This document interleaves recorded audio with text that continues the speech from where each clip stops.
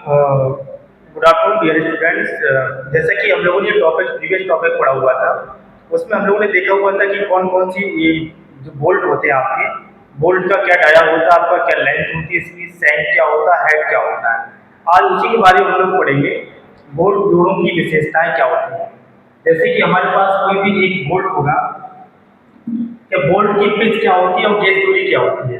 देखिए पिच क्या होती है, गेज दूरी क्या होती है, बड़ा इंपॉर्टेंट टर्म होता है आपका। ये चीज आप लोगों को जरूर पढ़ना चाहिए क्योंकि उसमें ये सारी चीजें ऑलरेडी पहले से चीजें मेंशन होती है।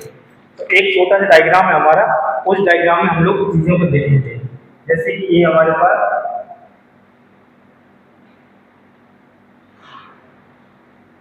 ये चीजें डिस्कस करेंगे हम लोग कि बोल्ट की गेज दूरी क्या होती है।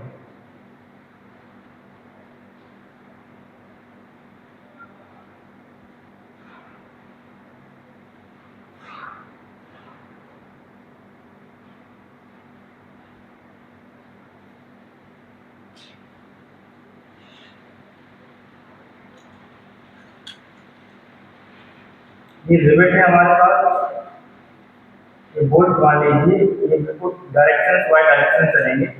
इसमें क्या होगा कि जो भी गेज दूरी होगी आपकी, एक सीध में सीध वाई सीध होती है आपकी, ये आपकी साइड में किनारा दर्ज होता है, ठीक है। ये थोड़ा साइड में हम लोग और इसको कर लेते हैं।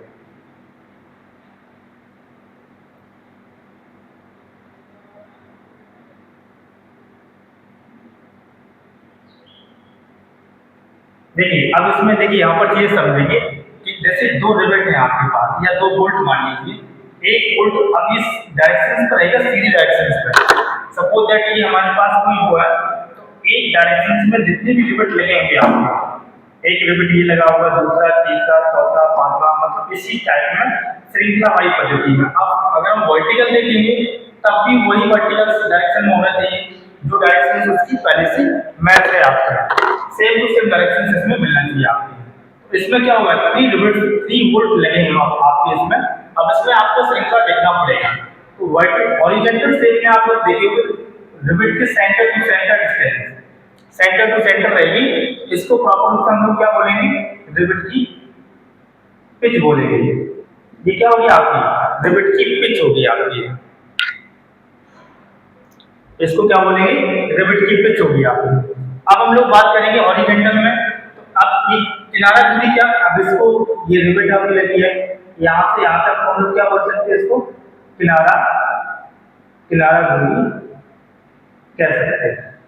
देखिए अब जब स्टील के बड़े बड़े स्ट्रक्चर्स आपके होते हैं, उन स्ट्रक्चर्स में हमको यही चीजें देखनी होती है। अगर रिवेट को या किसी बोल्ट को हम लोग मतलब एक कोई भी उसका प्लानिंग नहीं होगी आपकी कि कहाँ पर किस बोल्ट को देना है, कहाँ पर कितना लोड किसी स्ट्रक्चर्स के कंपोनेंट पर आ सकता है, तो फिर कैसे मालूम चलेगा। भाई बोल्ट का लोड आपका कहीं और आ रहा है, सपोज दैट ये हमारे पास मोटर है कि लोड आपका यहाँ पर आ रहा है और आपने बोल्ट यहाँ लगा दिया, तो क्या होगा, आपका ये जो जॉइंट है आपका, ये जॉइंट क्या हो जाएगा, फेल हो जाएगा आपका। तो इसी तरीके से जहां पर भी आपके जॉइंट होते हैं स्ट्रक्चर में, वहीं पर आपको बोल्ट को देना होता है। तो ये सपोज दैट हमने पिच दूरी समझ ली, किनारा दूरी साइड में होती है, इसको भी हम लोग किनारा दूरी कर सकते हैं। इसको इंग्लिश में बोलते हैं एट डिस्टेंस, ठीक है। अब ये जो दूरी होती है इसको हम लोग क्या बोलते हैं, ठीक है, तो सेमी दूरी हो जाएगी आपकी। अब जो डिस्टेंस होती है इसको हम लोग बोलते हैं पिच दूरी, सॉरी गेज, गेज डिस्टेंस, इसको क्या बोलेंगे हम लोग, गेज डिस्टेंस बोलेंगे। ठीक है, तो इतना डायग्राम अगर आपको समझ में आया तो बेटर है। इसके लिए अब हम लोग नेक्स्ट पैराग्राफ की ओर चल रहे हैं। क्लियर है यहाँ तक, हमको सिर्फ तीन चीजें समझना था कि बोल्ट की पिच क्या होती है, किनारा दूरी क्या होती है आपकी, और ये गेज दूरी होती है, ये क्या होती है। ये तीन चीज समझ लिया आप लोग, जब किसी भी स्ट्रक्चर में होगा तो वहां पर आप चीजें ये समझ सकते हैं। चलिए नेक्स्ट चलते हैं हम लोग।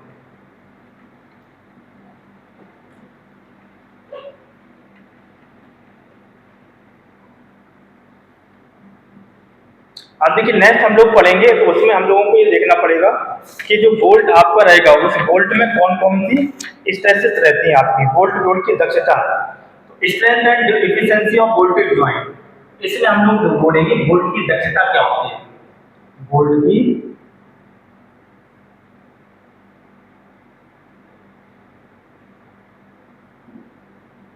अब इसमें पहले ये आपका तरण सामर्थ्य,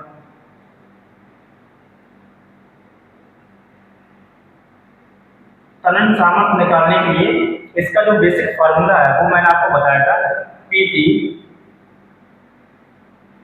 P minus D into T into F S, F T sorry F T. ठीक है, ये आपका फॉर्मूला कौन सा हो जाएगा, ये हो जाएगा रेडिएटिव वोल्ट का तरण सामर्थ्य का। अब सेकंड है रेडिएटिव वोल्ट का अपरूपण सामर्थ्य वाला। तो अपरूपण सामर्थ्य के निकालने के लिए अपरूपण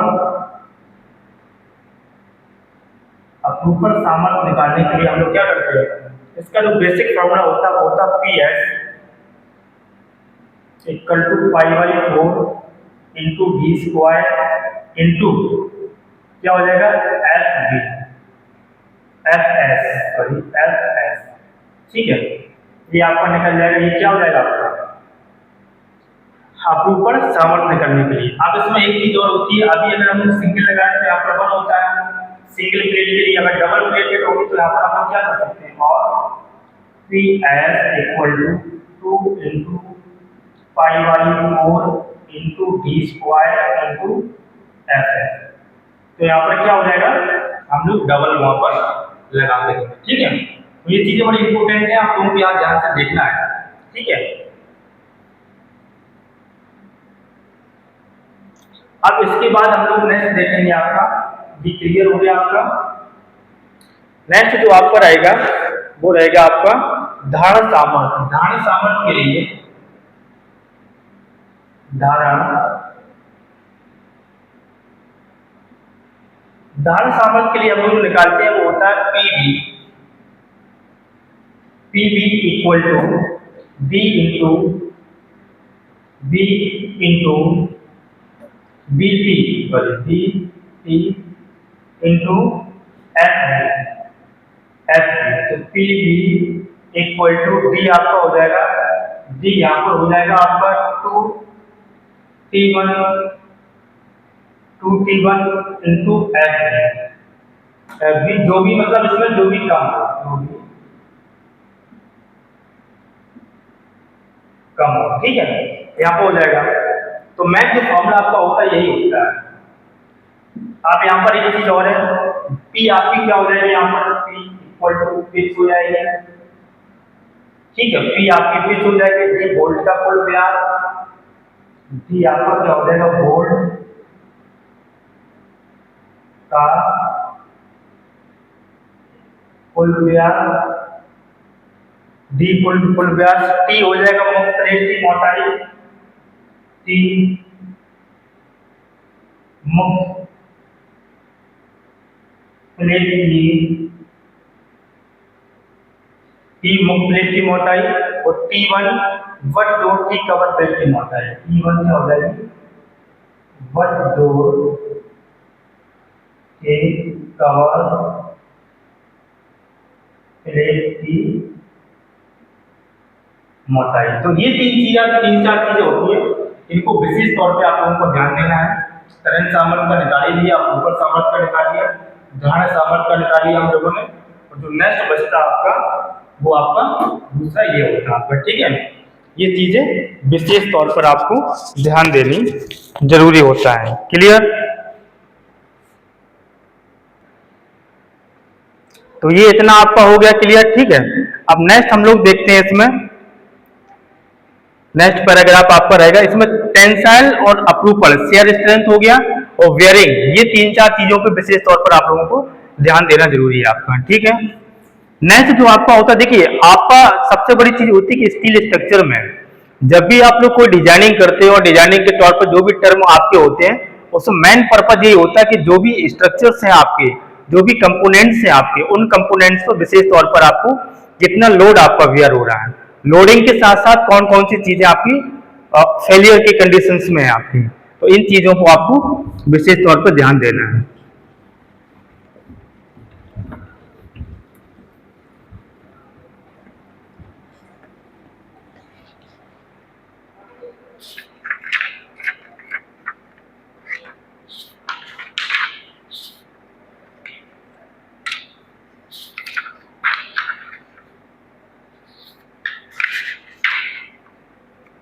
अब एक इसमें न्यूमेरिकल है आपका, इस न्यूमेरिकल को आप लोग देखोगे कि एक वोल्टेज ज्वाइंट में 4 वोल्टेज, एक वोल्टेज ज्वाइंट में 4 वोल्ट लगे हुए हैं आपके M20 के लगे हुए हैं। कितने के लगे हुए हैं? जो डाया है आपका M20 के लगे हैं। तो इसमें 1 वोल्ट की डिजाइनिंग शेयर, 1 वोल्ट की design shear strength 45 kilo Newton. कितनी है? 45 किलो न्यूटन है। तो ज्वाइंट की टोटल स्ट्रेंथ ज्ञात करें। तो ज्वाइंट जो रहेगा आपका, ज्वाइंट की टोटल स्ट्रेंथ ज्ञात करें। तो टोटल स्ट्रेंथ ज्ञात करने के लिए क्या होगा? P जो इसका फॉर्मूला होता है सॉल्व, जो फॉर्मूला होता है P equal to N number of volt into VD। ठीक है, ये आपका वोल्टेज को निकालने के लिए होता है। तो P आपके क्या है? 4 वोल्ट है। 4 time equal to 180 kilo newton. 100 मतलब कितने लोड आपका दे रहा है? ज्वाइंट की स्ट्रेंथ 180 किलो न्यूटन होगी आपकी। तो ज्वाइंट की स्ट्रेंथ 180 किलो न्यूटन आपकी आंकी गई है। ठीक है, इतनी आपकी होगी। तो इसमें यही होता है कि देखिए सबसे बड़ी समस्या होता है स्टील स्ट्रक्चर्स में, ये चीजें विशेष तौर पे आपको ध्यान देना है। तो इन चैप्टरों में आज हम लोग वोल्टेज के बारे में पढ़ा हुआ था। वोल्टेज के मोस्टली चैप्टर आपका फिनिश है। नेक्स्ट चैप्टर हम लोग देखेंगे तो उसमें और चीजें आपको क्लियरली समझ में आएगी, क्या क्या चीजें हैं आपकी, क्या क्या चीजें करनी है और क्या क्या चीजें नहीं करनी है आपकी। ठीक है, इसमें देखिए और थ्योरेटिकल पैराग्राफ है आपका, थ्योरी है आपकी, लेकिन उन थ्योरी का कोई मतलब नहीं है आपका। थ्योरी में है आपका डिजाइनिंग, वोल्टेज ज्वाइंट क्या होती है, तनन सामर्थ्य क्या होती है, वोल्टेज ज्वाइंट की दक्षता, इनका कोई मतलब नहीं है आपका। ठीक है, तो फिलहाल आप लोग जितना भी पढ़ें क्लियरली पढ़ें, जो भी कंटेंट आपके लिए रहेगा क्लियर कंटेंट रहेगा। ठीक है, जितना पढ़ते समय सॉलिड पढ़ते चलें। ये क्वेश्चन जो मैं आपको करा रहा हूँ ये BT UP एग्जाम में हमेशा पूछे जाते हैं और कॉम्पिटिटिव एग्जाम होते हैं उसमें भी कभी कभी छोटे छोटे एक एक नंबर क्वेश्चन पूछ लेता है। ठीक है, तो अगर कोई भी डाउट्स हो तो आप लोग जरूर पूछ सकते हो। फिलहाल आज के लिए इतना ही, इजाजत दीजिए। Thank you.